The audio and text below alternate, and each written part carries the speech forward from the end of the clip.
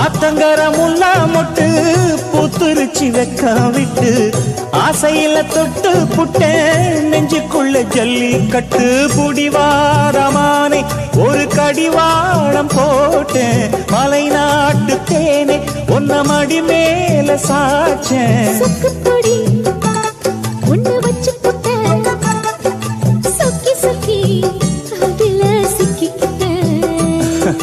கிச்சிலி சம்பா குத்தி எடுத்து மொச்ச குழம்பும் வச்சு எடுத்து ஆமாடி அதுக்காகத்தான்